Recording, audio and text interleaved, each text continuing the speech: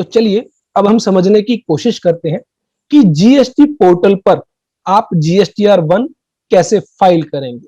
जब आप लॉगिन कर लेते हैं अपने जीएसटी आईडी पासवर्ड के साथ, तो कुछ इस तरह की स्क्रीन जो है आपके सामने आ जाती है। यहां पर आपको एक रिटर्न डैशबोर्ड का जो है शॉर्टकट दिखाई देगा। जी हाँ, ये एक शॉर्टकट है अगर आप अपनी रिटर्न फाइल करना चाहते हैं तो रिटर्न डैशबोर्ड पर पहुंचने का। अदरवाइज सर्विसेज टैब के अंदर रिटर्न्स ऑप्शन के अंदर आपको जो है रिटर्न डैशबोर्ड का ऑप्शन दिखाई देगा। दोनों ही ऑप्शंस के जरिए जो है आप अपनी रिटर्न फाइल करने के ऑप्शन को चूज कर सकते हैं। तो यहां पर हम जैसे ही रिटर्न डैशबोर्ड पर क्लिक करते हैं तो यहां पर आप देखेंगे कि फाइनेंशियल ईयर आपको दिखाई देगा कि कौन से फाइनेंशियल ईयर के लिए आप जो है जीएसटी रिटर्न्स फाइल करना चाहते हैं। हमारे केस में फाइनेंशियल ईयर 2021 के लिए हम जो है जीएसटी रिटर्न फाइल करना चाह रहे हैं और पीरियड आपको सिलेक्ट करना है कि आप कौन से पीरियड के लिए जीएसटी रिटर्न्स फाइल करना चाहते हैं। तो आप यहां पर देखेंगे उस फाइनेंशियल ईयर के अंदर जितने भी मंथ्स जो है आपके वो आपको दिखाई देंगे और हमारे केस में यहां पर हम जनवरी मंथ के लिए जो है जीएसटीआर 1 फाइल करना चाहते हैं। तो यहां पर जनवरी मंथ को सिलेक्ट करेंगे, सर्च बटन पर आप क्लिक करेंगे तो यहां पर उसके बाद आपको दिखाई देगा कि उस पीरियड के अंदर जितनी भी आपकी रिटर्न्स हैं वो आप यहां पर देख सकते हैं। GSTR 1, GSTR 2A, GSTR 2B, GSTR 3B। हम यहां पर बात करेंगे फिलहाल के लिए जीएसटीआर 1 की। जीएसटीआर 2A, जीएसटीआर 2B और जीएसटीआर 3B को हम अपने आने वाले सेशंस में कवर करेंगे। जीएसटीआर 1 जो हेडिंग आपको दिखाई देगी, details of outward supply of goods और सर्विसेज। जो भी गुड्स और सर्विसेज सेलर के द्वारा, सप्लायर के द्वारा सप्लाई की गई है उनकी डिटेल्स जो है जीएसटीआर 1 के अंदर फिल करनी होगी। तो अपने आप में जो हेडिंग्स है वही आपको बता देती है कि आउटवर्ड सप्लाईज जो सेल आपने की है वही डिटेल जो है जीएसटीआर 1 का पार्ट बनेगी।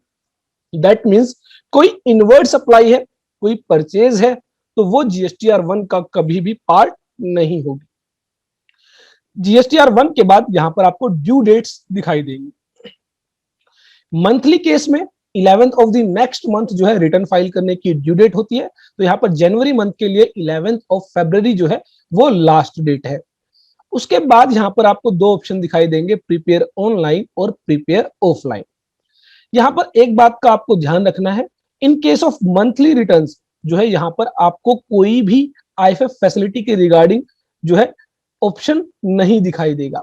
जो IFF facility invoice furnishing facility है वो क्वार्टरली जीएसटीआर 1 के केस में जो है वो अवेलेबल कराई गई है। तो जब हम देखेंगे क्वार्टरली जीएसटीआर 1 फाइल करने की लायबिलिटी होगी तो वहां पर हम मंथली बेसिस पर जो इनवॉइस अपलोड करेंगे वो आईएफएफ फैसिलिटी का यूज करते हुए अपलोड करेंगे। तो हम अपने आने वाले सेशंस में आईएफएफ फैसिलिटी को कैसे यूज करेंगे वो भी देखने वाले हैं। तो चलिए अब हम बात करते हैं मंथली केसेस में जीएसटीआर 1 कैसे फाइल होगी, कैसे प्रिपेयर होगी। तो इसके लिए जैसा कि अभी हमने डिस्कस किया कि दो ऑप्शन आपको दिए गए, प्रिपेयर ऑनलाइन और प्रिपेयर ऑफलाइन। तो आप दो तरह से जीएसटीआर 1 प्रिपेयर कर सकते हैं। अगर आप प्रिपेयर ऑनलाइन का यूज करते हैं तो दैट मींस आप जो है पोर्टल पर लॉगिन करेंगे और अपनी जो भी आउटवर्ड सप्लाईज की डिटेल है वो ऑनलाइन अपलोड करेंगे, ऑनलाइन ही फिल करेंगे, वो भी हम अभी देखेंगे। और प्रिपेयर ऑफलाइन का हम यूज करेंगे कि आप ऑफलाइन मोड के अंदर, आपको ऑनलाइन जाने की जरूरत नहीं है, आप ऑफलाइन मोड के अंदर सबसे पहले अपनी जीएसटीआर 1 रिटर्न प्रिपेयर करेंगे और एक जेएसओएन फाइल जनरेट होगी और वो जेएसओएन फाइल जो है आपको यहां पर प्रिपेयर ऑफलाइन पर सेलेक्ट करते हुए अपलोड करनी होगी। तो यहां पर आप देख पा रहे हैं इनवॉइस अपलोड का जो ऑप्शन है वहां पर आप जो है वो जेएसओएन फाइल जो है अपलोड करेंगे जो आप ऑफलाइन मोड के अंदर प्रिपेयर करेंगे। अब बात आती है कि जेएसओएन फाइल ऑफलाइन मोड के अंदर कैसे प्रिपेयर की जाएगी। तो इसके लिए जीएसटी डिपार्टमेंट के द्वारा जीएसटी पोर्टल पर एक रिटर्न प्रिपरेशन यूटिलिटी वो प्रोवाइड की गई है।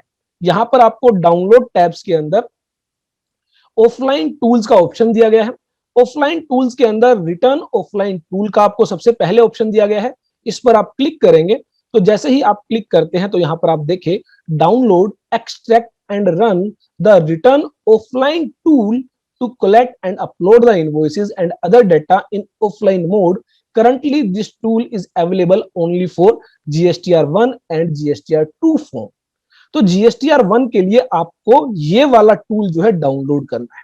अब इस टूल का यूज कैसे किया जाएगा वो जो है हम अपने आने वाले सेशंस में आपके साथ डिस्कस करेंगे। अभी के लिए हमारे इस सेशन में हम बात करेंगे कि आप GSTR1 ऑनलाइन कैसे प्रिपेयर करें। ऑफलाइन का तरीका मैंने आपको बताया, JSON फाइल प्रिपेयर करनी है और JSON फाइल को प्रिपेयर करने के बाद अपलोड करना है ऑफलाइन ऑप्शन के अंदर जाकर। और JSON कैसे प्रिपेयर करेंगे उसके लिए मैंने आपको बताया, आपको रिटर्न ऑफलाइन टूल जो है वो डाउनलोड करना है और उसके जरिए प्रिपेयर करना है। रिटर्न ऑफलाइन टूल के जरिए कैसे प्रिपेयर करेंगे ये हम अपने आने वाले सेशंस में आपके साथ डिस्कस करेंगे। अभी के लिए हम बात करते हैं अगेन जो है एक बार सर्विसेज टैब के अंदर रिटर्न्स डैशबोर्ड हम क्लिक करते हैं और यहाँ पर जनवरी मंथ के लिए जो है GSTR1 प्रिपेयर करने की कोशिश करते हैं। यहाँ पर सर्च पर आप क्लिक करेंगे और अगेन जो है आपके सामने वही ऑप्शंस आ जाते हैं।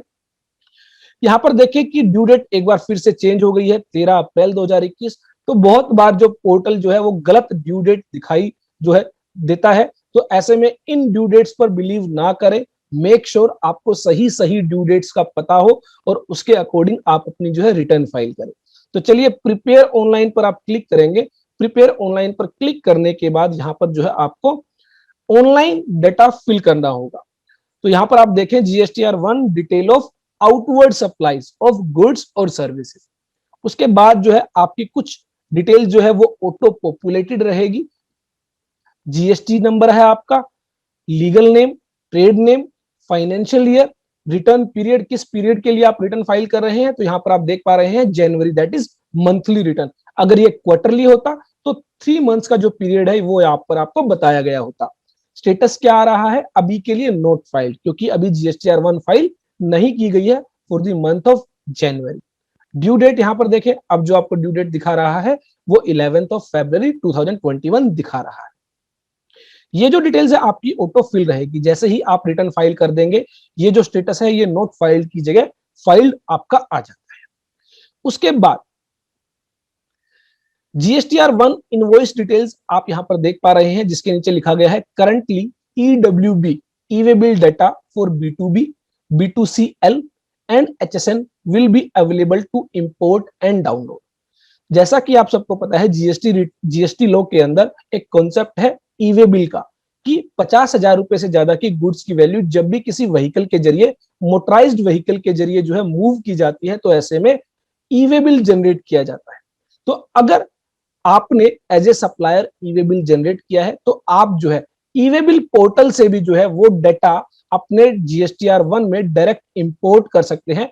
इंपोर्ट EWB डाटा का ऑप्शन यूज करते हुए, to import EWB data into B2B section.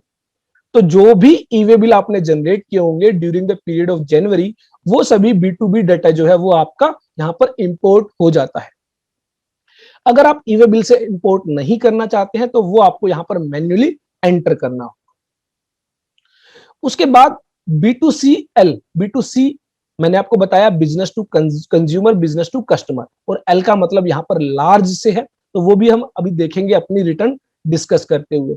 और जो HSN डाटा है वो भी जो है HSN वो भी आपका जो है ई-वे बिल से जो है डायरेक्ट इंपोर्ट हो जाता है based upon your e-way bill. तो जो भी आप ई-वे बिल जनरेट करते हैं उसमें आपको HSN कोड मेंशन करना मैंडेटरी होता है, तो वहां से जो है HSN समरी जो है वो आपकी इंपोर्ट हो जाती है। तो चलिए सबसे पहले हम जो है एक एक करके इन टेबल्स को गो थ्रू करते हैं। पहले एक बार सभी टेबल्स को देख लेते हैं, कितनी टेबल्स यहां पर दी गई है और किस टेबल में कितना डाटा जो है वो हमसे मांगा गया है। तो चलिए सबसे पहले जो टेबल बताई गई, table 4A, 4B, 4C, 6B, 6C, जिसके अंदर आपको B2B इनवॉइसेस, मैंने आपको बताया था बिजनेस टू बिजनेस इनवॉइसेस हैं, वो आपको यहां पर अपलोड करने हैं, उनकी डिटेल्स आपको यहां पर एंटर करनी है। उसके बाद 5A, 5B, table 5A, 5B के अंदर आपको B2C, business to consumer large invoices, वो डिटेल आपको यहां पर देनी है। क्या क्या किया गया है, जो B2C ट्रांजेक्शन है, बिजनेस टू कंज्यूमर, उनको दो कैटेगरीज में डिवाइड कर दिया गया। एक कैटेगरीज लार्ज और एक कैटेगरीज स्मॉल। लार्ज कैटेगरी में वो इनवॉइसेस होंगे जो B2C है और जिनकी इनवॉइस वैल्यू 2,50,000 रुपए से ज्यादा है।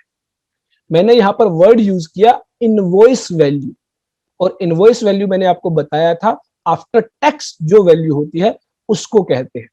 तो बहुत सारे लोगों का सवाल होता है कि सर 2,50,000 रुपए की जो वैल्यू है वो कौन सी वैल्यू है, आफ्टर टैक्स या बिफोर टैक्स। तो वो ध्यान रखें, आफ्टर टैक्स जो वैल्यू है अगर वो 2,50,000 रुपए से ज्यादा है तो वो डिटेल्स आपको टेबल 5A 5B में देनी हो। उसके बाद यहां पर भी डायरेक्ट आपको इंपोर्ट ईडब्ल्यूबी डाटा का ऑप्शन दिया गया है। दैट मींस अगर आपने B2C ट्रांजेक्शन के रिगार्डिंग ईवे बिल जनरेट किया है तो ईवे बिल पोर्टल से आप डायरेक्ट जो है वो ट्रांजेक्शन इंपोर्ट कर सकते हैं। उसके बाद टेबल 9B, 9B के अंदर आपसे डिटेल मांगी गई है क्रेडिट नोट और डेबिट नोट के रिगार्ड, और साथ में लिखा गया है रजिस्टर्ड। तो दैट मींस यहां पर आप वो डेबिट नोट और वो क्रेडिट नोट की डिटेल देंगे जो आपने B2B ट्रांजैक्शंस के लिए इशू किए हैं। और मैंने आपको बताया था डेबिट नोट और क्रेडिट नोट जब आप एज ए सप्लायर इशू करते हैं तो ही वो GSTR1 का पार्ट बनेगी। एज ए बायर जब आप डेबिट नोट या क्रेडिट नोट इशू करेंगे वो आपकी GSTR1 का पार्ट नहीं बनेगी। तो इसका मतलब यहां पर वो डेबिट नोट या क्रेडिट नोट आएंगे जो आपने एज ए सप्लायर इशू किए हैं। तो ये आपको ध्यान रखना है। टेबल 9B के अंदर डेबिट नोट और क्रेडिट नोट की डिटेल हमें देनी है। कौन से डेबिट नोट क्रेडिट नोट, जो आपने रजिस्टर्ड पर्सन को इशू किए हैं, दैट मींस B2B ट्रांजैक्शन। उसके बाद नेक्स्ट टेबल 9B जिसमें फिर से डिटेल मांगी गई क्रेडिट नोट और debit note unregistered, that means वो डेबिट नोट या क्रेडिट नोट जो आपने B2C ट्रांजैक्शंस के लिए जो है इशू किए हैं। तो ये आपको ध्यान रखना है, B2B ट्रांजैक्शंस के लिए अलग से रिपोर्टिंग मांगी जा रही है और B2C ट्रांजैक्शंस के लिए अलग से रिपोर्टिंग मांगी जा रही है। अब एक सवाल आया कि सर जो 2,50,000 रुपए से कम के इनवॉइसेस हैं B2C ट्रांजैक्शंस के लिए, उनका क्या होगा। तो उनकी भी अभी हम बात करेंगे, रिटर्न्स के अंदर उनको भी अलग से मांगा गया है। तो अभी तक table 4A 4B 4C 6B 6C जो B2B ट्रांजैक्शंस की बात करती है, तो पहले ध्यान रखें उसके अंदर कोई भी लिमिट नहीं दी गई। चाहे 1 रुपए का इनवॉइस है, चाहे 1 करोड़ रुपए का इनवॉइस है, अगर वो B2B ट्रांजैक्शन के लिए है तो वो table 4A 4B 4C 6B 6C का पार्ट बनेगा। अगर वो B2C ट्रांजैक्शंस है तो ऐसे में वो टेबल 5A 5B का पार्ट बनेगा, अगर इनवॉइस वैल्यू 2,50,000 रुपए से ज्यादा है। अब एक बात आई कि सर और वो डिटेल कैसे देनी होगी, वो डिटेल इनवॉइस वाइज देनी होगी।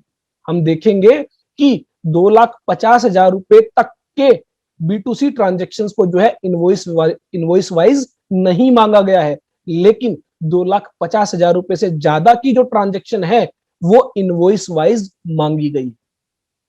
चलिए अभी हम और डिस्कस करेंगे डिटेल के अंदर, उससे पहले आगे बढ़ते हैं। टेबल 6A के अंदर हमें एक्सपोर्ट इनवॉइसेस, जो भी हमने एक्सपोर्ट किया है एज ए सप्लायर, वो इनवॉइसेस हमें टेबल 6A के अंदर देनी होगी। सेम वे में यहां पर भी जो है ईडब्ल्यूबी डाटा से आप इंपोर्ट कर सकते हैं अगर कोई ईवे बिल उसके रिगार्डिंग जनरेट किया गया है। चलिए उसके बाद यहां पर एक टेबल दी गई, table 9A amendment B2B invoices. हुआ क्या, लास्ट मंथ दिसंबर के अंदर हमने कोई B2B ट्रांजैक्शन रिपोर्ट की टेबल 4A के अंदर, लेकिन उसके अंदर हमसे कोई गलती हो गई, GST नंबर किसी और व्यक्ति का एंटर हो गया, या फिर जो अमाउंट थी वो गलत एंटर हो गई, या फिर टैक्स रेट गलत लगा दी गई। अब हम उसको चेंज करना चाहते हैं तो इसके लिए हमें table 9A amendment B2B invoices का जो है हेल्प लेनी होगी, सहारा लेना होगा। तो amendment to outward supplies to a registered person of earlier tax period, ये ध्यान रखें आप सिर्फ उन्हीं इनवॉइसेस की अमेंडमेंट कर सकते हैं जिनको आप अर्लियर B2B इनवॉइसेस के अंदर फर्निश कर चुके हैं। उसके बाद नेक्स्ट आता है table 9A amended B2C invoices, और वो भी कौन से? Large invoices. क्योंकि हमने B2C जो लार्ज इनवॉइसेस हैं वो bill to bill, that means bill wise detail हमें देनी होती है, और उसमें अगर हमसे कोई गलती हो गई है तो वो जो है हम table 9A amended B2C large invoices के जरिए जो है वो करेक्ट कर सकते हैं, ठीक कर सकते हैं। तो टेबल 5A 5B के अंदर अगर आपने कोई गलती कर दी है तो वो आप ठीक करेंगे table 9A amended B2C large invoices के जरिए। उसके बाद again table 9A amended export invoices. Export invoices जो 6A में हमने फाइल किए थे उनके अंदर अगर कोई अमेंडमेंट की जानी है तो वो आप यहां से करेंगे। Then table 9C amended credit note debit note registered. हमने टेबल 9B के अंदर डेबिट नोट और क्रेडिट नोट की डिटेल फर्निश की थी जो रजिस्टर्ड पर्सन को इशू किए गए थे, और उसके अंदर हमसे कोई गलती हो गई, डेबिट नोट क्रेडिट नोट जो है गलत फाइल हो गए, उनको हमें ठीक करना है, तो हम सहारा लेंगे, हम हेल्प लेंगे table 9C amended credit debit notes registered का। उसके बाद हमने एक और टेबल के अंदर डेबिट नोट और क्रेडिट नोट जो हमने इशू किए थे अनरजिस्टर्ड पर्सन को, वो हमने डिटेल फर्निश की थी, उसके अंदर अगर हमसे कोई गलती हो गई है तो उसके लिए हम हेल्प लेंगे टेबल 9C अमेंडेड क्रेडिट और डेबिट नोट्स अनरजिस्टर्ड का। तो बेसिकली आपको इन टेबल्स को समझना है कि कौन सी टेबल में क्या इंफॉर्मेशन मांगी गई थी, और उसके अंदर अगर कोई गलत इंफॉर्मेशन फिल हो गई है तो हमें कौन सी टेबल के जरिए वो डिटेल ठीक करनी हो। और सभी सेल्फ एक्सप्लेनेटरी है, सब पर जो है लिखा हुआ है कि कौन सी टेबल किस चीज के लिए यूज की जाएगी। उसके बाद मेरा एक सवाल था कि B2C लार्ज इनवॉइसेस की डिटेल तो यहां पर आ जाएगी, और लार्ज कौन से? जिनकी इनवॉइस वैल्यू 2,50,000 रुपए से ज्यादा है। अब बात आई जिनकी इनवॉइस वैल्यू 2,50,000 रुपए तक है वो कहां रिपोर्ट करना है? तो वो रिपोर्ट करना है आपको टेबल 7 B2C अदर्स के अंदर। तो B2C ट्रांजैक्शन और 2,50,000 रुपए तक की इनवॉइस वैल्यू अगर है तो वो आप टेबल 7 में फिल करें।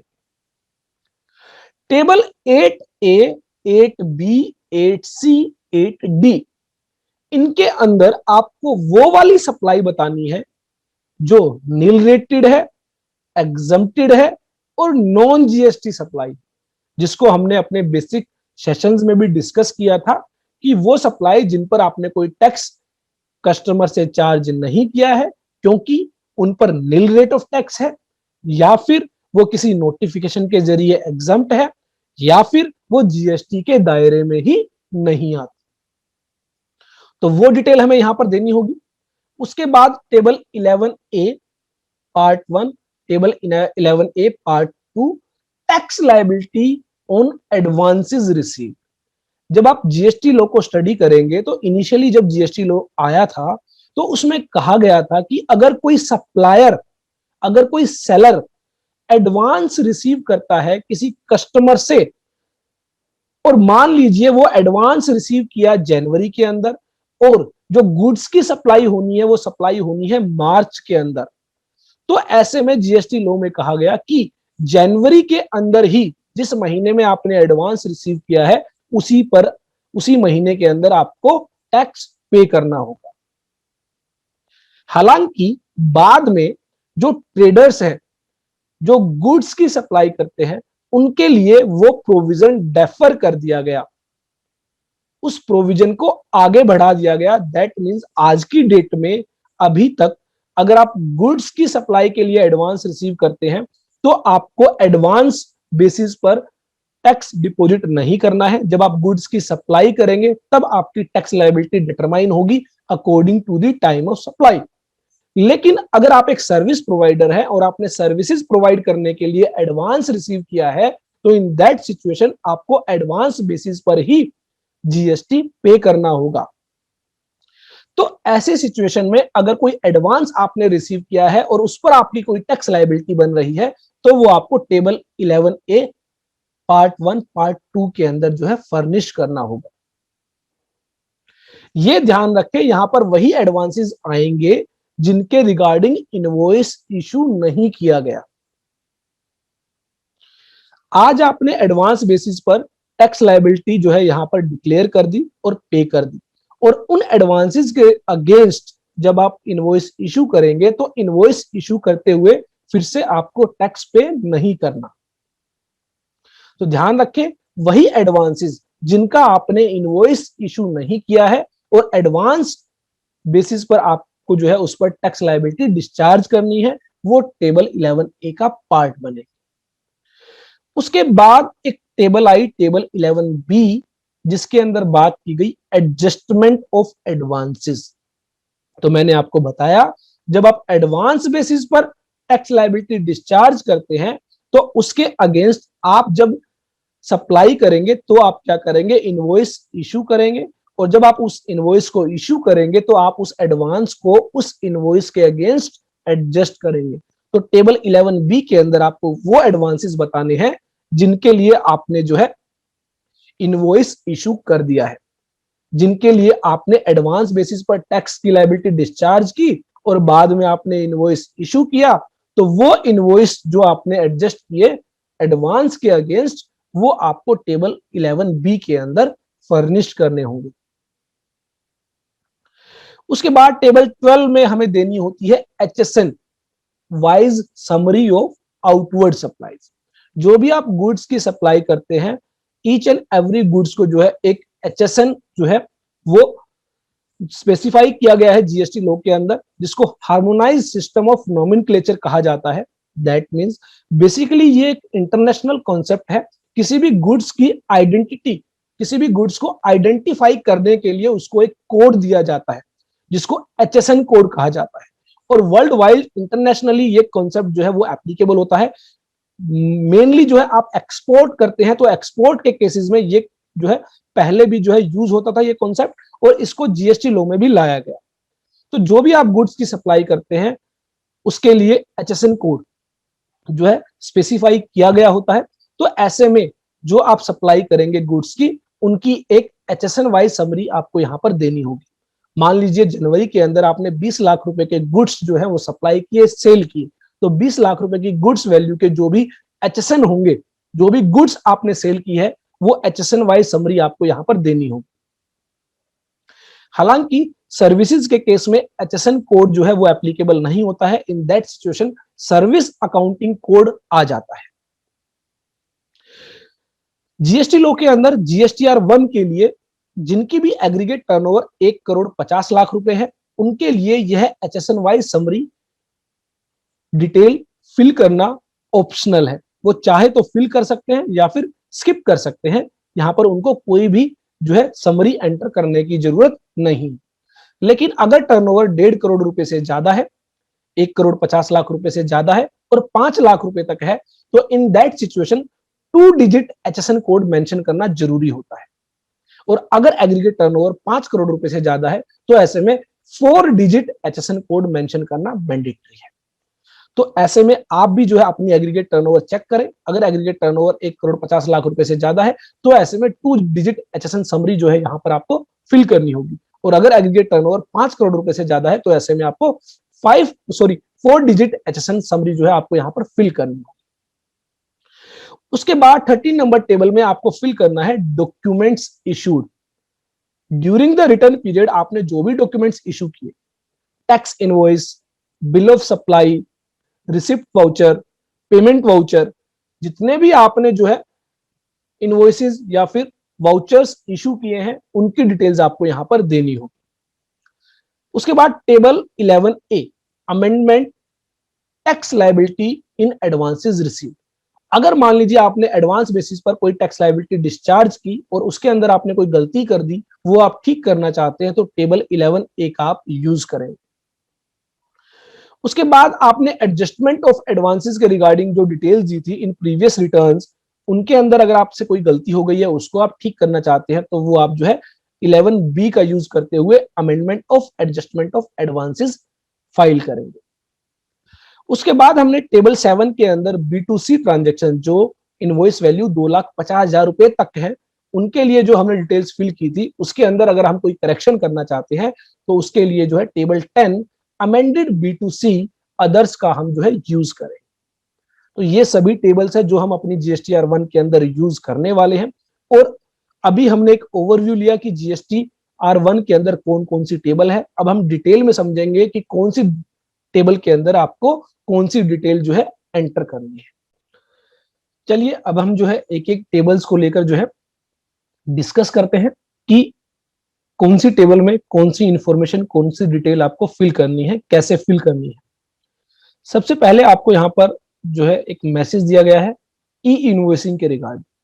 तो बेसिकली वो सप्लायर जिनके केसेस में ई इनवॉइसेस एप्लीकेबल होते हैं, तो उनके केसेस में जो B2B इनवॉइसेस की जो डिटेल है वो उन्होंने जो भी ई इनवॉइस जनरेट किए हैं उनके बेसिस पर वो जो है ऑटो फिल रहेगी।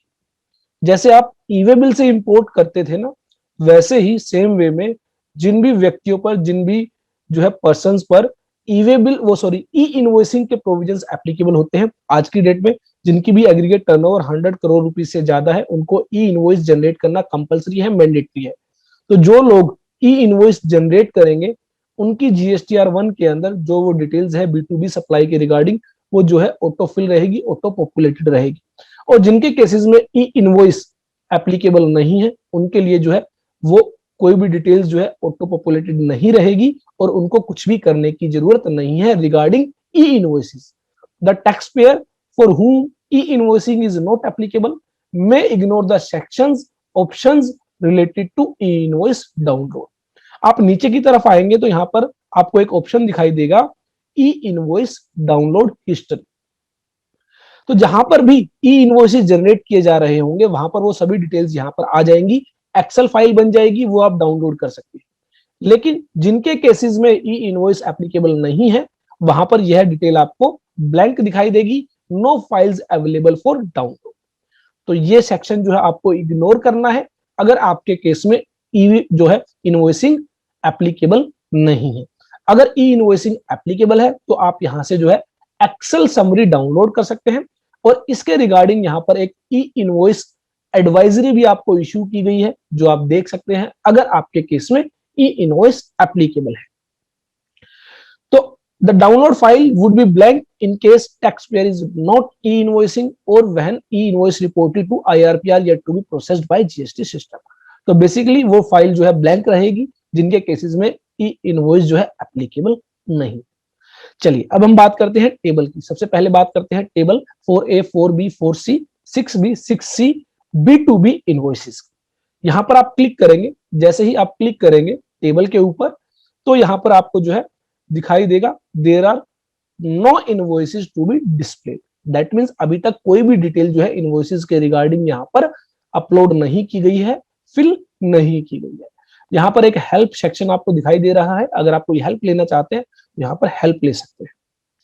उसके बाद यहां पर आप देखें heading B2B invoices receiver wise summary. तो दैट मींस यहां पर जो आपको समरी दिखाई देगी जब आप डिटेल्स फिल कर देंगे उसके बाद एक समरी आपको दिखाई देगी, वो जो समरी होगी वो रिसीवर वाइज होगी। दैट मींस आपने एक व्यक्ति को 10 इनवॉइसेस इशू किए ड्यूरिंग द रिटर्न पीरियड, तो यहां पर आपको एक व्यक्ति की डिटेल दिखाई देगी और उस एक व्यक्ति की डिटेल के अंदर आपको 10 इनवॉइसेस दिखाई देंगे। तो दैट मींस यहां पर जो डिटेल होगी वो रिसीवर वाइज होगी, GSTN वाइज होगी। तो चलिए अब यहां पर हम ऐड डिटेल्स के जरिए जो है ऐड डिटेल बटन पर क्लिक करते हैं और एक इनवॉइस जो है, एक बिल जो है वो अपलोड करते हैं, उसकी डिटेल हम एंटर करते हैं। तो जब आप ऐड इनवॉइस पर क्लिक करते हैं तो यहां पर आप देखेंगे कि सबसे पहले आपसे पूछा गया है कि जो आप सप्लाई कर रहे हैं क्या वो एक डीम्ड एक्सपोर्ट है। आप एक्सपोर्ट ओरिएंटेड यूनिट्स को सप्लाई कर रहे हैं जो डीम्ड एक्सपोर्ट के केस में आती है, तो आप इसको टिक करेंगे, अदरवाइज आप इसको अनटिक रखेंगे। अगर आप कोई ऐसी सप्लाई कर रहे हैं जिस पर रिवर्स चार्ज एप्लीकेबल है और एज ए सप्लायर आपकी कोई टैक्स लायबिलिटी नहीं है, जो रेसिपिएंट होगा जिसको आपने सर्विस दी है, जिसको आपने सप्लाई की है, एज ए रेसिपिएंट उसे टैक्स लायबिलिटी डिस्चार्ज करनी है, तो ऐसे में आप जो है इसको सप्लाई अट्रैक्ट रिवर्स चार्ज पर क्लिक करें। फॉर एग्जांपल अगर आप एक ट्रांसपोर्टर की GSTR1 फाइल कर रहे हैं तो ध्यान रखें, ट्रांसपोर्टर के केस में मेनली जो है, जो रेसिपिएंट होता है, जो बायर होता है, उसको under reverse charge mechanism tax पे करना होता है और ट्रांसपोर्टर की कोई टैक्स लायबिलिटी नहीं होती। तो ऐसे में ट्रांसपोर्टर के केस में सप्लाई अट्रैक्ट रिवर्स चार्ज जो ऑप्शन है उसको आप टिक करेंगे। और अगर आप एक नॉर्मल सप्लाई कर रहे हैं जिसमें आप कस्टमर से टैक्स चार्ज कर रहे हैं और गवर्नमेंट को टैक्स पे करेंगे, तो आप इसको अनटिक रखेंगे। उसके अलावा intrastate supplies attracting IGST, SCZ supplies with payment of tax, SCZ supplies without payment of tax, ये जो है आपको टेबल 6A के अंदर फिल करना होगा, क्योंकि ये जो है आपके एक्सपोर्ट प्रोविजंस के तहत आती है। अगर आप जो है एससीजेड यूनिट को सप्लाई करते हैं, भले ही वो आप सेम स्टेट के अंदर करें, वो जो है एक्सपोर्ट मानी जाती है और उस पर आईजीएसटी जो है एप्लीकेबल होता है। चलिए, उसके बाद एक ऑप्शन आपको दिया गया, is the supply eligible to be taxed at a differential percentage of the existing rate of tax as notified by the government। अगर आप कोई ऐसी सप्लाई कर रहे हैं जिस पर differential percentage of rate of tax लगता है, तो उसके लिए आपको इसको टिक करना होगा। जनरली हमने देखा कि जो है टैक्स रेट रखी गई 5%, 12%, 18%, 28%, लेकिन कुछ केसेस में इस रेट को रिड्यूस कर दिया गया। For example, leasing of vehicle के केसेस में जो टैक्स पे करना होता है, वो टैक्स रेट का 65% टैक्स पे करना होता है, 35% की वहां पर अबेटमेंट दी गई है। तो ऐसी कोई रेट जहां पर आपको अबेटमेंट दी गई है, जहां पर आपको कम रेट ऑफ टैक्स लगाया गया है, तो आप इस पर टिक करेंगे और जो भी आपकी रेट ऑफ टैक्स है वो आप सेलेक्ट करेंगे। यहां पर 65% टैक्स रेट नहीं है, टैक्स रेट आपकी 18% है, लेकिन उसका 65% जो है आपको 18% का 65% जो है आपको टैक्स लायबिलिटी जो है डिस्चार्ज करनी है। अगर आपके केस में डिफरेंशियल परसेंटेज एप्लीकेबल नहीं है, तो आप इसको अनटिक रखें। तो बेसिकली यहां पर कुछ अलग केसेस आपको बताए गए, deemed export, supply attract reverse charge, differential rate of percentage.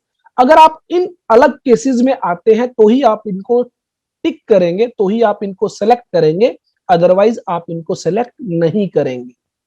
अगर आप एक नॉर्मल सप्लाई कर रहे हैं जिस पर आपने full rate of tax customer से चार्ज किया है, तो आपको इन डिटेल्स को सेलेक्ट नहीं करना है। उसके बाद जैसा कि हमने देखा कि ये एक B2B सप्लाई के रिगार्डिंग टेबल दी गई है, तो यहां पर आपको जो डिटेल्स देनी होगी वो देनी होगी रिसीवर GSTIN, जो रेसिपिएंट है, जो बायर है, उसका goods and service tax identification number या UIN, यूनिक आइडेंटिटी नंबर, वो आपको यहां पर एंटर करना है। तो यहां पर आप एंटर करेंगे GSTN नंबर। एग्जाम्पल के लिए हम एक GST नंबर यहां पर जो है एंटर करते हैं। जैसे ही आप सही GSTN एंटर करेंगे, तो जो रिसीवर का नेम है वो ऑटो फिल्ड रहेगा, ऑटो पॉपुलेटेड रहेगा।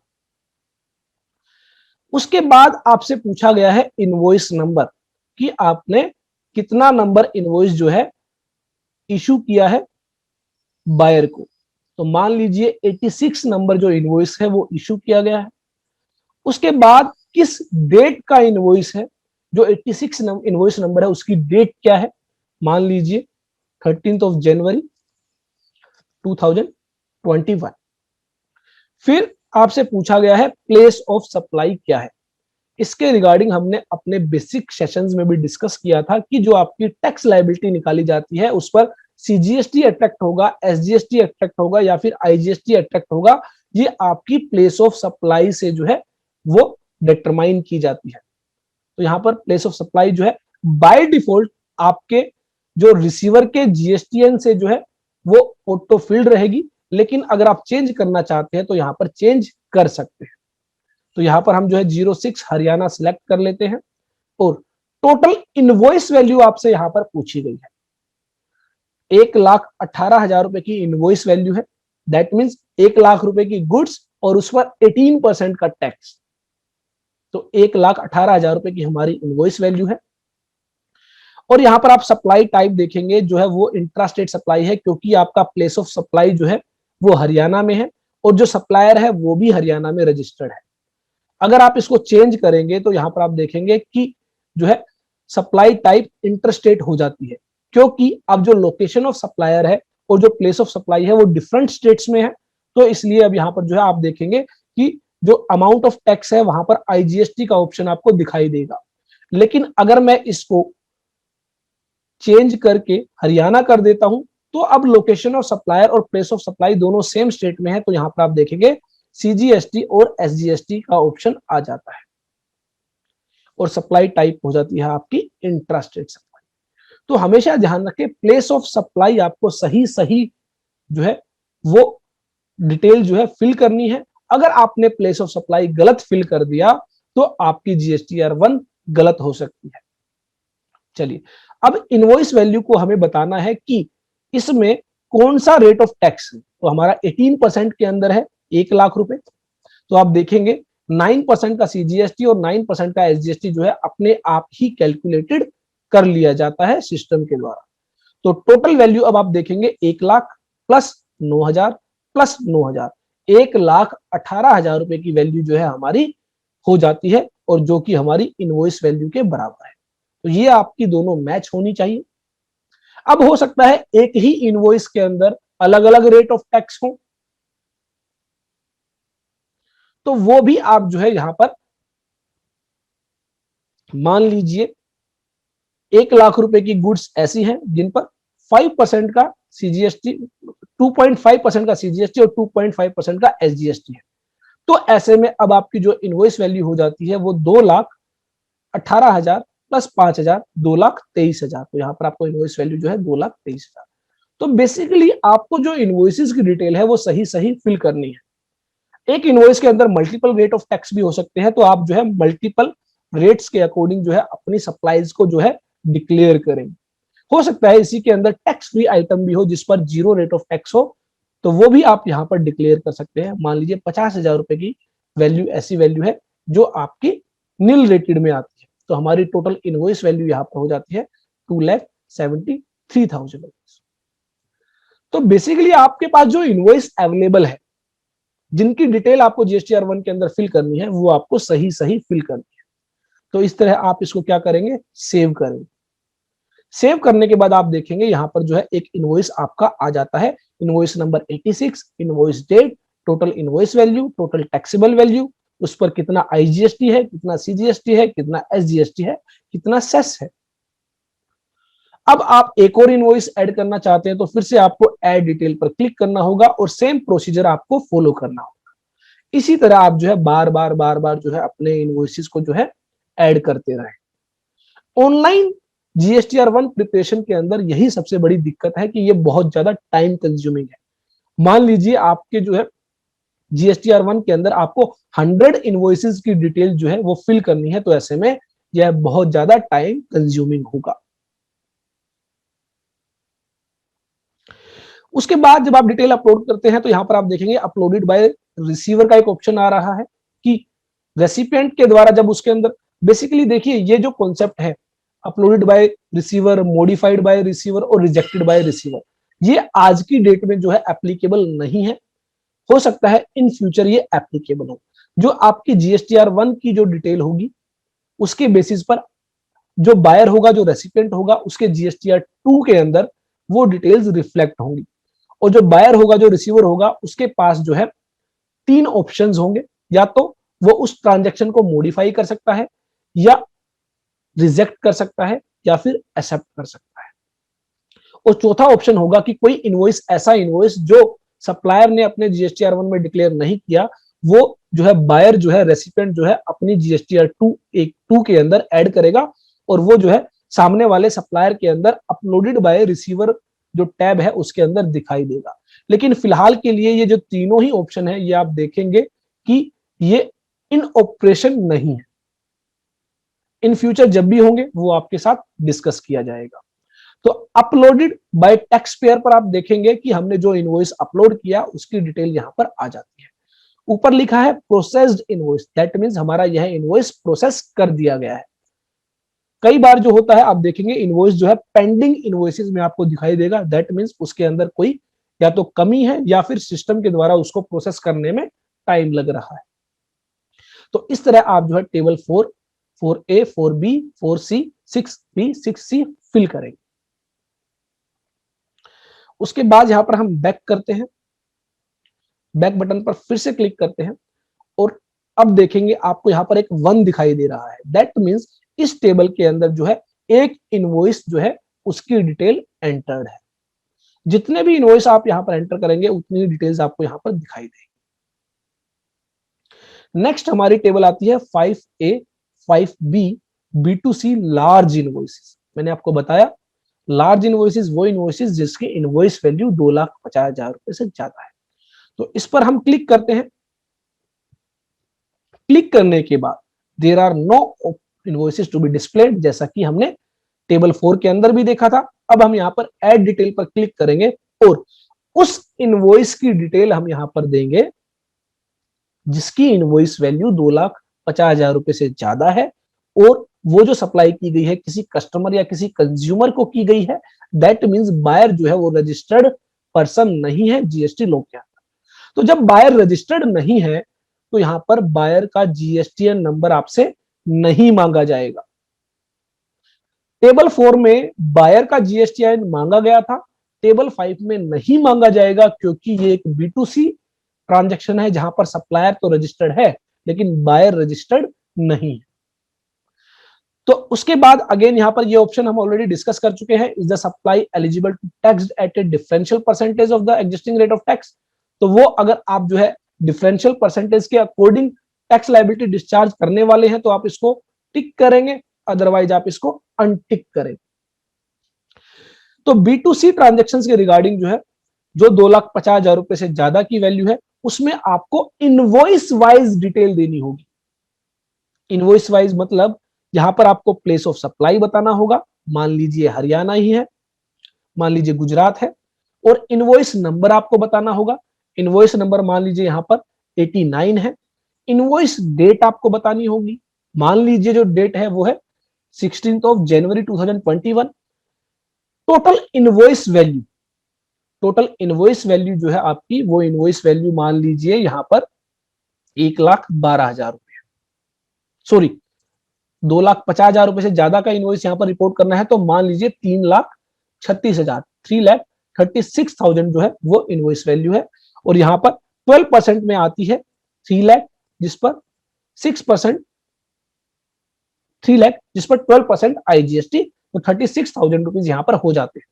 तो 3,36,000 रुपीज जो है वो आपके यहां पर आ जाते हैं और इसको आप सेव करेंगे। जैसे ही आप सेव करते हैं सेम वे में जो है आपका इनवॉइस यहां पर आ जाता है। यहां पर अब आप देखेंगे कि यहां पर कोई भी बायर की डिटेल आपसे नहीं मांगी गई, ना तो बायर का नाम पूछा गया, ना बायर का एड्रेस पूछा गया सिर्फ प्लेस ऑफ सप्लाई। क्योंकि मैंने आपको बताया लोकेशन ऑफ सप्लायर और प्लेस ऑफ सप्लाई से ही पता लगता है कि सीजीएसटी एसजीएसटी चार्ज किया जाना है या फिर आईजीएसटी चार्ज किया जाना है। तो इस तरह जो है आप B2B लार्ज इनवॉइसेस की डिटेल ऐड करें। अगर और कोई इनवॉइस है तो अगेन आप ऐड डिटेल पर क्लिक करेंगे और उस इनवॉइस को सेम वे में जो है आप ऐड करें। टेबल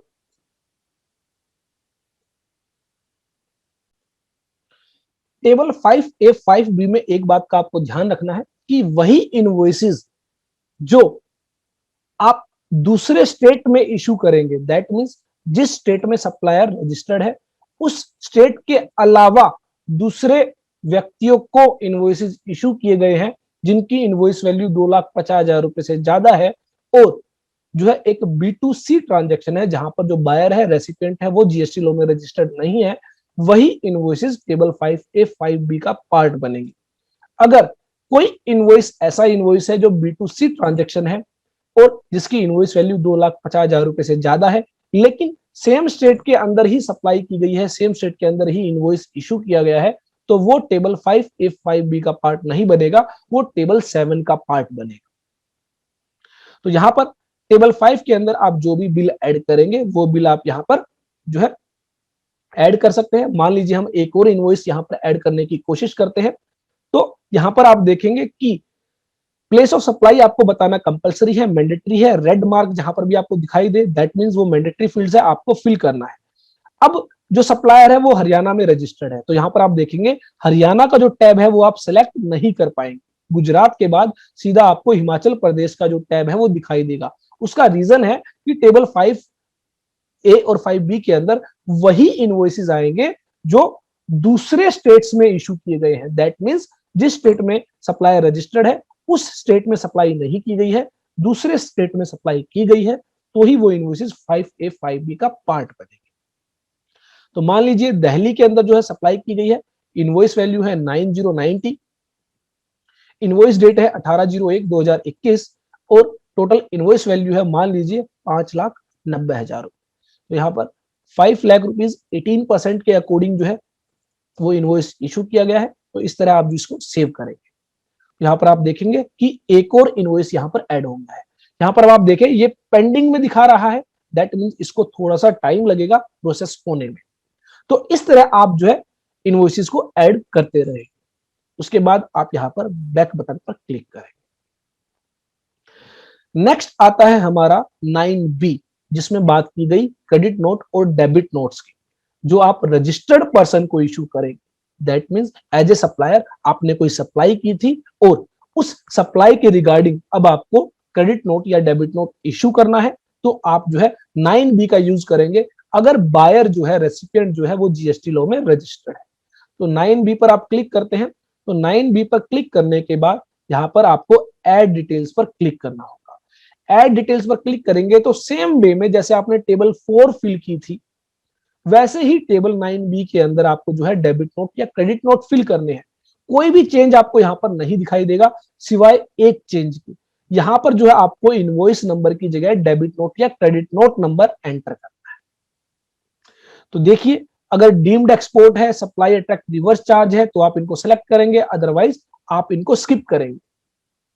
उसके बाद आपको जो है रेसिपिएंट का जो जीएसटीएन है वो एंटर करना है। उसके बाद रिसीवर नेम जो है आपका ऑटोफिल रहेगा अगर आपने सही जीएसटीएन एंटर किया है। Debit note number, credit note number, जैसे आप इनवॉइस नंबर इशू करते हैं वैसे ही आप डेबिट नोट क्रेडिट नोट के रिगार्डिंग डेबिट नोट नंबर या क्रेडिट नोट नंबर इशू करते हैं। तो मान लीजिए 05 हमारा डेबिट नोट नंबर है और फिर यहां पर डेट आपसे पूछी गई है, मान लीजिए 2 जनवरी 2021 को यह डेबिट नोट इशू किया गया है। उसके बाद आपसे पूछेगा कि आप डेबिट नोट इशू कर रहे हैं या फिर क्रेडिट नोट। तो ये आपको ध्यान रखना है एज ए सप्लायर आप क्या इशू कर रहे हैं वो आपको यहां पर मेंशन करना है। मान लीजिए हम डेबिट नोट इशू कर रहे हैं। अगर आप as a supplier debit note issue करते हैं तो इससे आपकी टैक्स लायबिलिटी इंक्रीज होती है, और जब आप क्रेडिट नोट इशू करेंगे एज ए सप्लायर तो इससे आपकी जो टैक्स लायबिलिटी है वो रिड्यूस होती है। मान लीजिए नोट वैल्यू है हमारी 59,000 और प्लेस ऑफ सप्लाई अगेन आपको बताना है कि प्लेस ऑफ सप्लाई क्या है। सही प्लेस ऑफ सप्लाई अगर आप बताएंगे तो ही आप सही जीएसटीआर 1 फाइल कर पाएंगे। तो यहां पर मान लीजिए जो दिल्ली है वो आपका प्लेस ऑफ सप्लाई है। इनिशियली जब जीएसटीआर 1 के अंदर डेबिट नोट क्रेडिट नोट जो है इनवॉइसेस अपलोड किए जाते थे, डिटेल फर्निश की जाती थी, तो वहां पर जो है आपसे ओरिजिनल इनवॉइस नंबर भी मांगा जाता था कि कौन सा इनवॉइस है जिसके लिए आप डेबिट नोट या क्रेडिट नोट इशू कर रहे हैं। लेकिन अब वो जो है डिटेल जो है वो अब मांगी नहीं जाती है, उसको जो है अब हटा दिया गया है। क्योंकि दिक्कत क्या आती थी जब एक से ज्यादा इनवॉइसेस के लिए आप सिंगल डेबिट नोट या क्रेडिट नोट इशू करते थे तो उसमें दिक्कत आती थी कि आप एक समय पर एक ही इनवॉइस के रिगार्डिंग एक ही डेबिट नोट इशू कर सकते हैं। तो इस चीज को खत्म करने के लिए आज की डेट में आप 10 इनवॉइसेस के लिए एक डेबिट नोट या एक क्रेडिट नोट इशू कर सकते हैं। तो चलिए उसके बाद आपको बताना है कि 18% के अकॉर्डिंग आपने जो है 50,000 रुपए का जो है डेबिट नोट इशू किया है और 9,000 रुपए की उस पर टैक्स लायबिलिटी है। तो इसको आप सेव करेंगे। सेम वे में आपको क्रेडिट नोट की डिटेल्स एंटर करनी है अगर कोई क्रेडिट नोट आपने इशू किया है। तो इस तरह जितने भी आपके डेबिट नोट्स हैं, क्रेडिट नोट है, वो जो है आप यहां पर एंटर कर सकते हैं। उसके बाद चलिए बैक बटन पर हम क्लिक करते हैं। 9B के बाद जो है नेक्स्ट आपको दिया गया है debit note, credit note unregistered. तो सेम वे में जैसे आपने देखा था टेबल 4 और टेबल 5 में डिफरेंस था, वही डिफरेंस आपको यहां पर देखने को मिलेगा।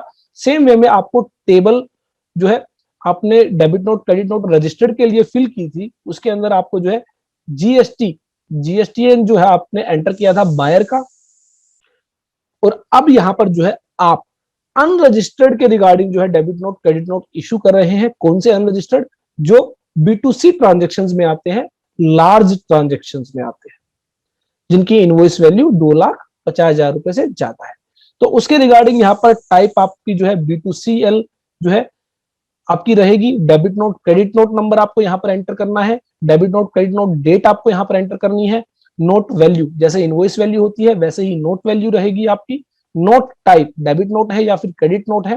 प्लेस ऑफ सप्लाई जो कि मोस्ट क्रूशियल पार्ट है वो आपको सही से सिलेक्ट करना है, यहाँ पर मान लीजिए दिल्ली। और उसके बाद जो है आपको रेट वाइज जो है आपको डिटेल यहाँ पर बतानी है कि उस डेबिट नोट, क्रेडिट नोट के अंदर कितनी आइटम जो है 12% वाली है, कितनी वैल्यू जो है 18% वाली है। तो ये जो है आपको बेसिकली सेम वे में debit note, credit note number की डिटेल एंटर करनी है जैसे आपने रजिस्टर्ड के रिगार्डिंग की थी। बस डिफरेंस यहाँ पर ये है, यहाँ पर आपको बायर का या रेसिपिएंट का GSTIN एंटर नहीं करना है। उसके अलावा यहाँ पर अगर मान लीजिए आप एक्सपोर्ट विद पेमेंट और विदाउट पेमेंट्स के रिगार्डिंग डेबिट नोट या क्रेडिट नोट इशू करना चाहते हैं तो वो भी आप यहीं से करेंगे। देखिए जो एक्सपोर्ट होता है वो एक्सपोर्ट होता है आउट ऑफ इंडिया, और आउट ऑफ इंडिया जो व्यक्ति होता है जिसको एक्सपोर्ट किया गया है वो जीएसटी लॉ में रजिस्टर्ड नहीं होता। तो एक्सपोर्ट भी एक B2C ट्रांजेक्शन होती है, और B2C ट्रांजेक्शन के रिगार्डिंग जो डेबिट नोट, क्रेडिट नोट आप इशू करना चाहते हैं तो वो आप जो है इसी टेबल के जरिए करेंगे। इसीलिए यहां पर आपको एक्सपोर्ट विद पेमेंट और एक्सपोर्ट्स विदाउट पेमेंट का ऑप्शन दिया गया है। तो अनरजिस्टर्ड के रिगार्डिंग अगर आपको कोई डेबिट नोट या क्रेडिट नोट अगर एंटर करना है तो आप इस टेबल के जरिए यहां पर एंटर करेंगे। उसके बाद हम नेक्स्ट टेबल की तरफ मूव करते हैं। नेक्स्ट टेबल में आप देखेंगे 6A जो कि एक्सपोर्ट इनवॉइसेस की बात करता है। तो टेबल 6 में अगर आप एक एक्सपोर्टर है, एक्सपोर्ट करते हैं, export with payment of tax या फिर विदाउट पेमेंट ऑफ टैक्स, वो सभी डिटेल जो है आपको यहां पर एंटर करनी है। जो है गाइडलाइंस यहां पर आपको बताई गई है एक्सपोर्ट के रिगार्डिंग, तो इसको आप क्लियरली रीड करें और अकॉर्डिंगली जो है अपनी GSTR1 फाइल करें। जो भी लोग एक्सपोर्ट करते हैं और एक्सपोर्ट पर पे किए गए टैक्स का रिफंड लेते हैं, या फिर एक्सपोर्ट के लिए जो उन्होंने परचेज की थी, जो इनवर्ड सप्लाई थी, उन पर जो टैक्स पे किया उसका रिफंड लेते हैं, तो उसके रिगार्डिंग यहां पर गाइडलाइंस दी गई है for refund of IGST paid on export of goods. तो invoice data for export of goods is provided in table 6A of GSTR1 for the relevant tax period. तो यहां पर जो है रेलिवेंट टैक्स पीरियड जो है उसका ही इनवॉइस डेटा आपको जो देना है वो देना है एक्सपोर्ट ऑफ गुड्स के regard. Invoice number provided in table 6A of GSTR1 are same as that of invoice detail given in shipping bill.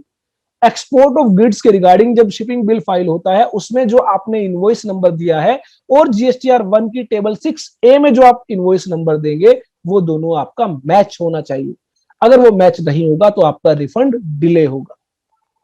The invoice with different invoice number date than given in shipping bill will be rejected by IceGate।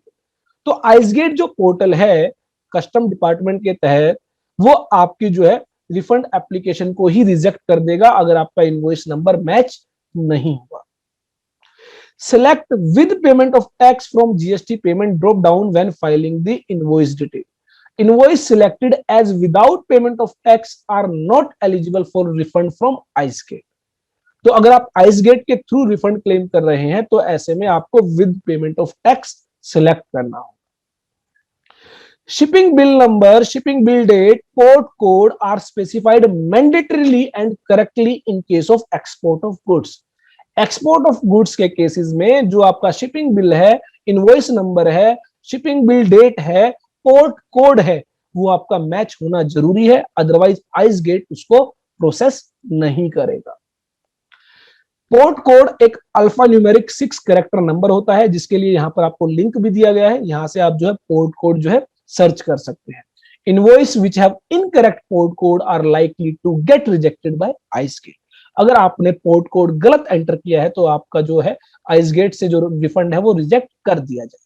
तो ये कुछ guidelines बताई गई है, आप अगर exporter हैं तो आपको बहुत इजीली समझ में आएंगी, ये आपको फॉलो करनी है।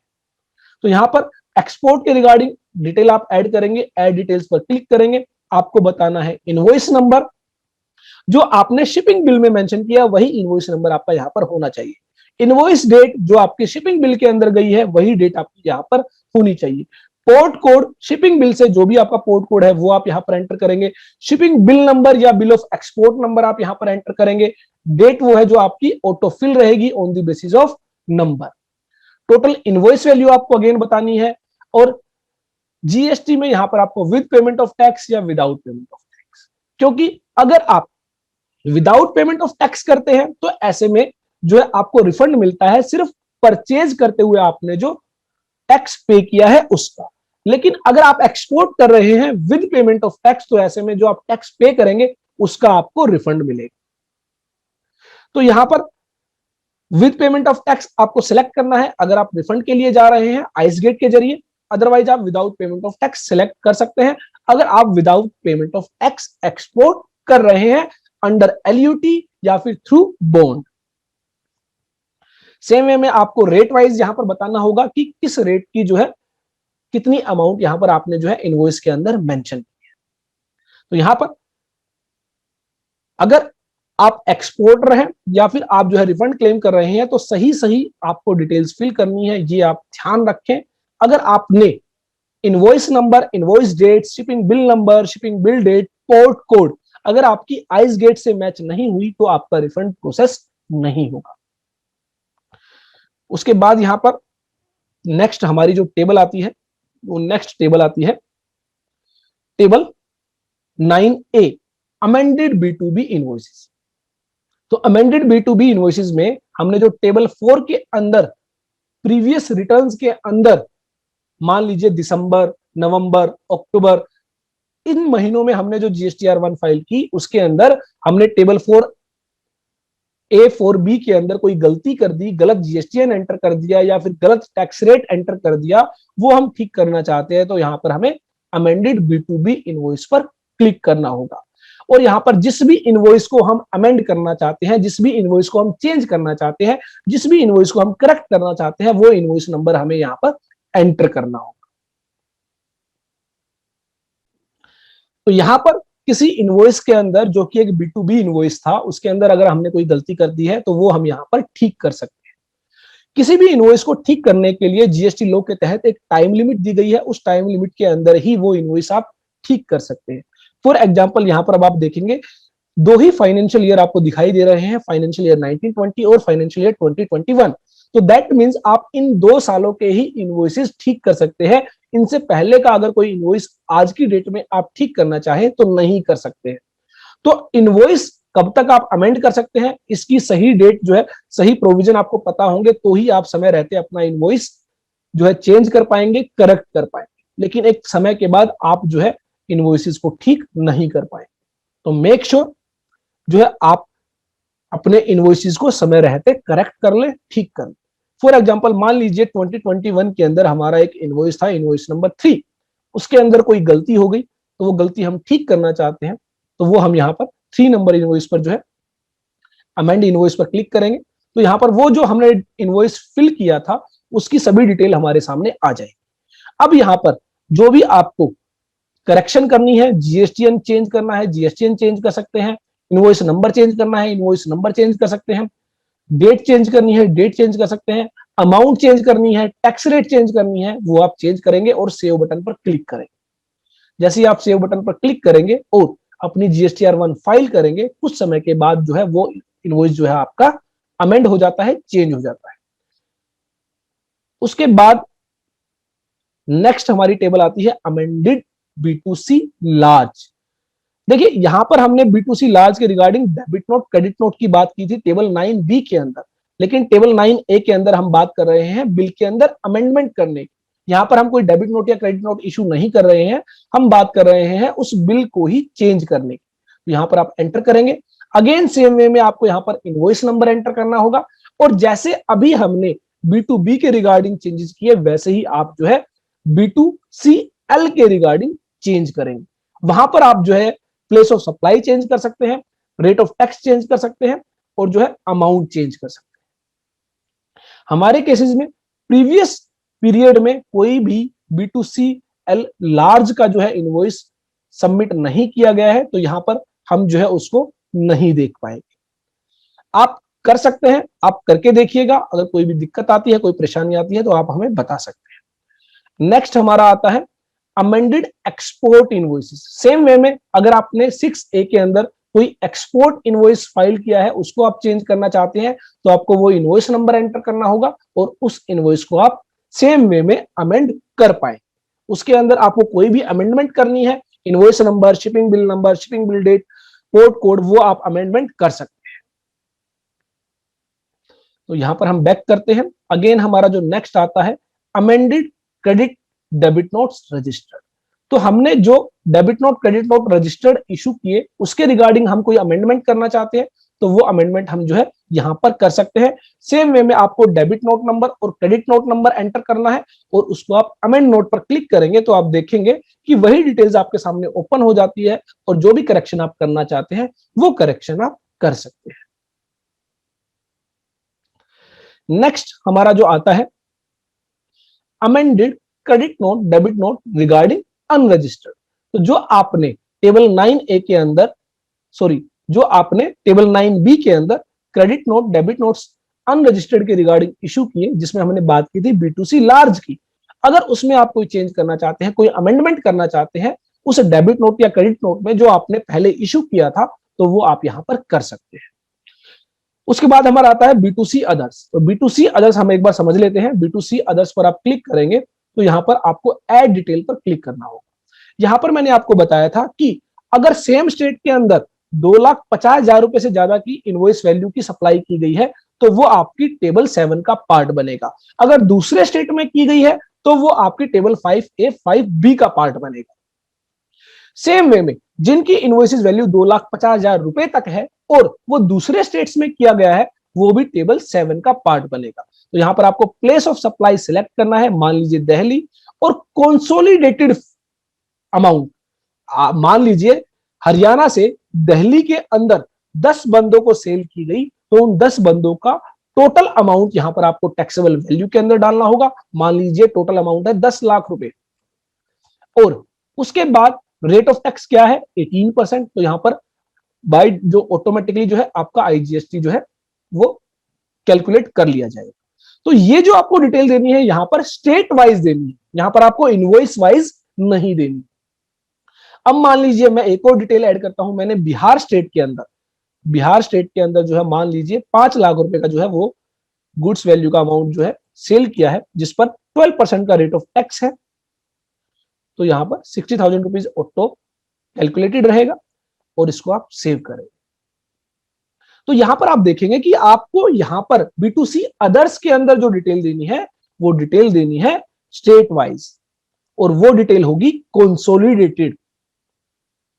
बिहार स्टेट के अंदर अगर आपने 100 बंदों को भी माल बेचा है तो वो 100 के 100 बंदों की डिटेल आपको कंसोलिडेटेड देनी होगी। और मैं हरियाणा में रजिस्टर्ड हूं, तो हरियाणा के अंदर जितनी भी मैंने सप्लाई की है, चाहे वो 2,50,000 रुपए से ज्यादा की चाहे वो 2,50,000 रुपए से कम की, वो सप्लाई दोनों ही यहां पर आएंगी। मान लीजिए 15 लाख रुपए की सप्लाई की गई है जिस पर 5% रेट ऑफ टैक्स है। हो सकता है अलग अलग रेट ऑफ टैक्स, तो आपको जो है यहां पर सेव करना है। अगर अलग रेट ऑफ टैक्स है, मान लीजिए हरियाणा के अंदर 12% की भी जो है गुड्स सप्लाई की गई है, तो आप फिर से ऐड डिटेल पर क्लिक करेंगे और यहां पर जो है हरियाणा को सिलेक्ट करेंगे और यहां पर 1 लाख रुपए की मान लीजिए गुड्स वैल्यू है जिस पर 12% का रेट ऑफ टैक्स है, तो यहां पर आप इसको सेव करेंगे। तो यहां पर आपको स्टेट वाइज भी देनी है और रेट वाइज भी देनी है। अगर एक ही स्टेट के अंदर अलग अलग रेट है तो अलग अलग जो है डिटेल्स एंटर होंगी। ये आपको ध्यान रखना है। सेम स्टेट के अंदर 2,50,000 रुपए से ज्यादा इनवॉइस वैल्यू, 2,50,000 रुपए से कम इनवॉइस वैल्यू, दोनों ही टेबल 7 में आएगी। और डिफरेंट स्टेट्स में है तो 2,50,000 रुपए से ज्यादा की इनवॉइस वैल्यू होगी टेबल 5 और टेबल 5B में, और 2,50,000 रुपए तक की इनवॉइस वैल्यू होगी टेबल 7 की। ये आपको ध्यान रखना है। यहां पर आपको स्टेट वाइज और रेट वाइज दोनों ही डिटेल यहां पर आपको ऐड करनी है। मान लीजिए दिल्ली के अंदर ही आपने जो है 12% की गुड्स की भी सप्लाई की है, तो आप एक और डिटेल ऐड करेंगे दिल्ली के नाम से, और उसमें जो भी आपने 12% के अकॉर्डिंग सप्लाई की है वो डिटेल आप एंटर करें। तो ये B2C आपको जो है सही से फाइल करनी है। उसके बाद नेक्स्ट हमारी जो टेबल आती है वो आती है 8A 8B 8C 8D, जो बात करती है नील रेटेड सप्लाईज की। तो यहां पर आप क्लिक करेंगे तो यहां पर आप देखेंगे कि 3 ऑप्शन आपको दिए गए हैं, नील रेटेड जो हम डिस्कस कर चुके हैं, एग्जम्प्टेड और नॉन जीएसटी सप्लाई, वो आपको डिटेल यहां पर देनी है। इनकी भी डिटेल आपसे जो है 4 कैटेगरीज के अंदर मांगी गई है कि नील रेटेड जो सप्लाई आपने की है, कितनी सप्लाई आपने रजिस्टर्ड पर्सन को की है, कितनी आपने अनरजिस्टर्ड पर्सन को की है सेम स्टेट के अंदर, इंट्रा स्टेट, और कितनी आपने रजिस्टर्ड पर्सन को की है, कितनी आपने अनरजिस्टर्ड पर्सन को की है दूसरे स्टेट के अंदर, इंटर स्टेट। यहां पर आपको स्टेट वाइज नहीं बताना है, सिर्फ सेम स्टेट या दूसरे स्टेट के अंदर। सेम वे में एग्जम्प्टेड और नॉन जीएसटी, ये सभी सप्लाई, तीनों तरह की सप्लाई कितनी आपने रजिस्टर्ड पर्सन को की, कितनी अनरजिस्टर्ड पर्सन को की विद इन द स्टेट, और कितनी आपने आउटसाइड स्टेट की रजिस्टर्ड पर्सन को और अनरजिस्टर्ड पर्सन को, ये आपको डिटेल यहां पर एंटर करनी है।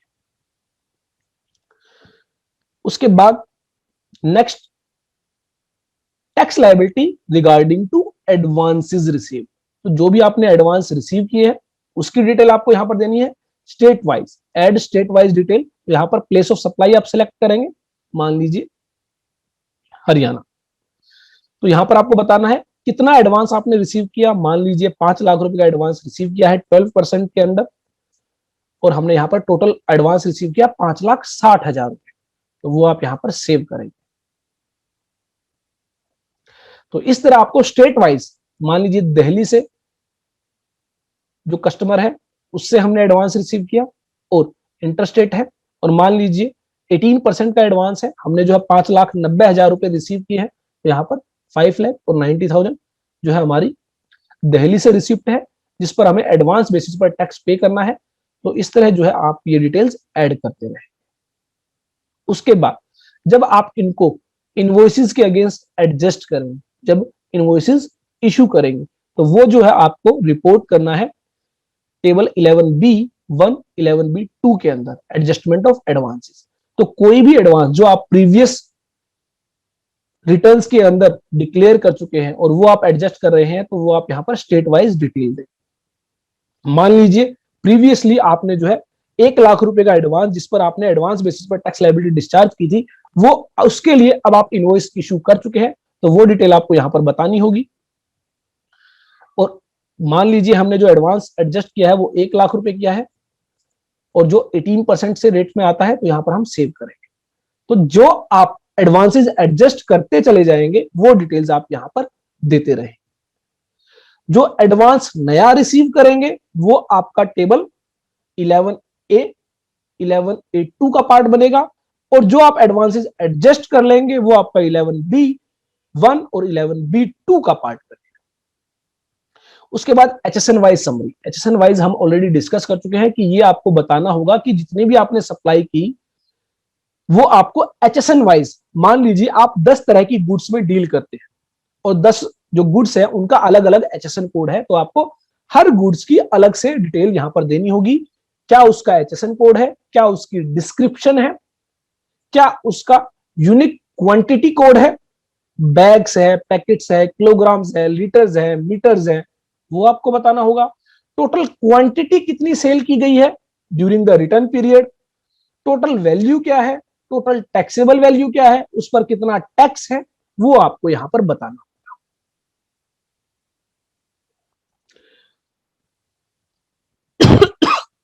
जब हम एक प्रैक्टिकल जो रिटर्न फाइल करेंगे उसमें मैं आपको दिखाऊंगा कैसे HSN वाइज जो समरी है वो आपकी यहां पर आ जाती है।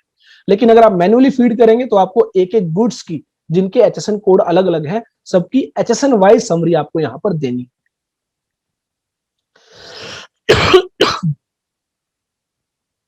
उसके बाद नेक्स्ट आता है डॉक्यूमेंट इशू, कि आपने ड्यूरिंग द रिटर्न पीरियड जिसकी आप रिटर्न फाइल कर रहे हैं, आपने कितने तो इनवॉइसेस इशू किए हैं फॉर आउटवर्ड सप्लाई, आप यहाँ पर ऐड करेंगे।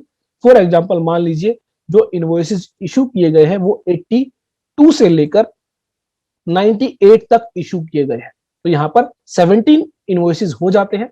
मान लीजिए इनमें 2 इनवॉइस ऐसे इनवॉइस थे जो आपने कैंसिल कर दिए थे, तो टोटल जो नेट इशू किए गए हैं वो 15 इनवॉइसेस है।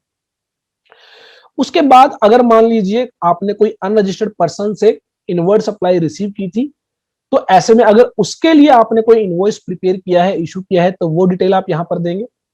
आपने कोई इनवॉइस रिवाइज्ड इनवॉइस इशू किया है, रिवाइज्ड इनवॉइस का जो कॉन्सेप्ट जीएसटी लॉ के अंदर दिया गया है कि अगर आप रजिस्ट्रेशन जो लेते हैं जीएसटी का, उसके अंदर 30 दिन का समय होता है। आपने मान लीजिए आज कोई इनवॉइस इशू कर दिया, आप जो है जीएसटी लॉ में रजिस्टर्ड नहीं थे और आपकी एग्रीगेट टर्नओवर मान लीजिए 20 लाख रुपीस क्रॉस कर जाती है और अब आपको जीएसटी नंबर लेने की लायबिलिटी है, तो ऐसे में सिंस आपके पास जीएसटी नंबर नहीं है तो आप टैक्स चार्ज नहीं कर सकते।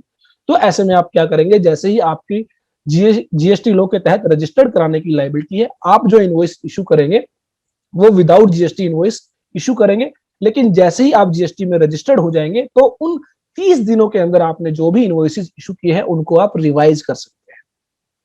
ये सिर्फ स्पेशल केसेस में ही रिवाइज हो सकते हैं, ऐसा नहीं है कि आप कभी भी रिवाइज कर सकते हैं। उसके बाद डेबिट नोट आपने जो इशू किया है उसके लिए आप जो भी आपने नंबर इशू किए हैं वो आप यहाँ पर ऐड करेंगे। क्रेडिट नोट अगर आपने इशू किए हैं तो वो आप यहाँ पर ऐड करेंगे।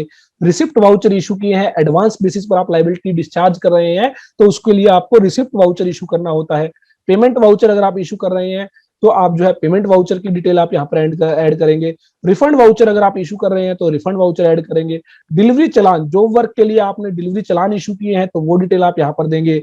Delivery challan for supply on approval, कई बार जो है आप अप्रूवल बेसिस पर सेल करते हैं, दैट मीन्स अगर पसंद आए तो रख लेना, अगर पसंद ना आए तो वापस कर देना। तो ऐसे में अगर कोई ऐसी सप्लाई आप कर रहे हैं जो अप्रूवल बेसिस पर है तो वो डिलीवरी चलान के जरिए की जाती है, तो ऐसे में वो डिलीवरी चलान की डिटेल आपको यहाँ पर देनी होगी। लिक्विड गैस के केस में जो है डिलीवरी चलान इशू किए जाते हैं वो आप यहाँ पर देंगे।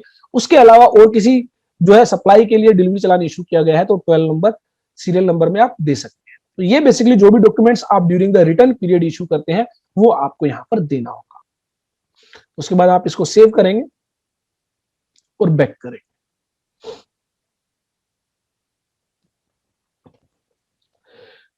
इनवॉइसेस, डॉक्यूमेंट्स इशूड इनवॉइसेस की डिटेल देने के बाद यहाँ पर जो है अमेंडेड टैक्स लायबिलिटी, जो आपने एडवांस बेसिस पर टैक्स लायबिलिटी पे की थी उसके अंदर अगर आप कोई अमेंडमेंट करना चाहते हैं तो वो आप कर सकते हैं।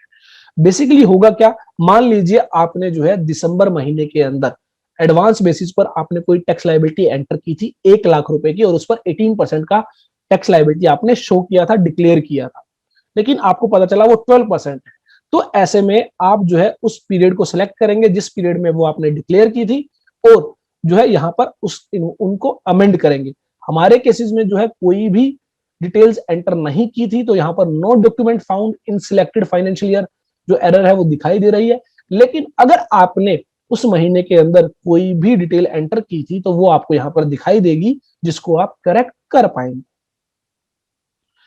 उसके बाद नेक्स्ट आता है amendment of adjustment of advances. Same way में जो आप एडजस्टमेंट करेंगे एडवांसेस की वो आप अमेंड करना चाहते हैं तो टेबल 11 बी के अंदर सेम वे में आप जो है रिटर्न फाइलिंग पीरियड को सेलेक्ट करेंगे और जो है अमेंड करेंगे।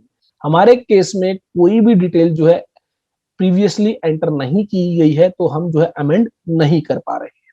लेकिन आपने अगर फाइल की है तो आप जो है उस रिटर्न फाइलिंग पीरियड को सिलेक्ट करें, जो डिटेल आपने फिल की होगी वो आपके सामने होगी, उसको आप चेंज कर सकते हैं, अमेंड कर सकते हैं।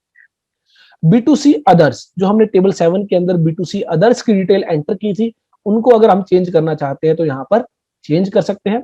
जिस भी महीने के अंदर जो भी हमने डिटेल एंटर की है वो हम यहाँ पर जो है सेलेक्ट करेंगे और उसको जो है ठीक करेंगे। तो यहाँ पर रिटर्न फाइलिंग पीरियड को आप सेलेक्ट करेंगे और प्लेस ऑफ सप्लाई को आप सेलेक्ट करेंगे। तो यहाँ पर आप देखें जैसे हमारे केसेस में हमने जो है ये वाली अमाउंट डिक्लेयर की थी जनवरी मंथ, वो सॉरी अक्टूबर मंथ के अंदर, और इसको अब हम 12% चेंज करना चाहते हैं तो यहाँ पर हम जो है वो अमाउंट एंटर कर सकते हैं। मान लीजिए 1 लाख रुपए की वैल्यू ऐसी थी जो 12% में थी तो यहाँ पर हम इसको जो है 35 कर देंगे।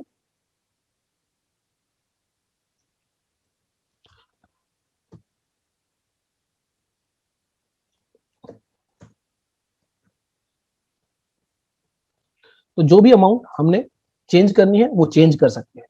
सेम वे में जो है आप बाकी टेबल्स में भी जो हमने डिस्कस की एडवांसेस के रिगार्डिंग, एडजस्टमेंट्स के रिगार्डिंग, तो सेम वे में अगर आपने पहले कोई डिटेल फिल की होगी तो सेम वे में आपके सामने आ जाती है।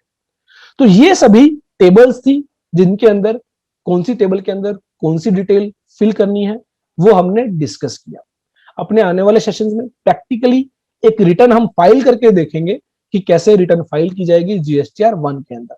अगर आप ये सभी टेबल्स सही सही फाइल कर लेते हैं, उसके बाद आपको जनरेट जीएसटीआर 1 समरी पर क्लिक करना है। जनरेट जीएसटीआर 1 समरी पर जैसे ही आप क्लिक करेंगे, कुछ ही मिनटों में आपकी जो रिटर्न है वो प्रिपेयर हो जाती है और एक समरी जनरेट हो जाती है, जिसके बाद आपको जो है सबमिट बटन का जो है ऑप्शन वो इनेबल हो जाता है। आपको सबमिट बटन पर क्लिक करना होगा। सबमिट बटन पर जैसे ही आप रिटर्न पर क्लिक करेंगे, आपकी रिटर्न सबमिट हो जाती है एंड आफ्टर दैट जो फाइल रिटर्न का टैब है, जो फाइल रिटर्न का बटन है वो इनेबल हो जाता है। और फाइल रिटर्न पर जब आप क्लिक करेंगे, उसके बाद एक ओटीपी जनरेट होगा, वन टाइम पासवर्ड। वो वन टाइम पासवर्ड आप एंटर करेंगे और उसको आप फिल करेंगे। ये सभी आगे की प्रोसेस हम अपने आने वाले सेशंस में एक प्रैक्टिकली रिटर्न फाइल करते हुए समझेंगे। लेकिन आज के हमारे इस सेशन में हमारा जो मेन पर्पस था कि जीएसटीआर 1 के अंदर आपको कौन कौन सी टेबल फिल करनी है, आई होप वो आपको अच्छे से समझ में आया होगा। अगर कोई भी क्वेरी है, कोई भी डाउट है, तो आप हमारे चैट सेक्शन के अंदर वो क्वेरी, वो डाउट शेयर कर सकते हैं, हमें कॉल कर सकते हैं।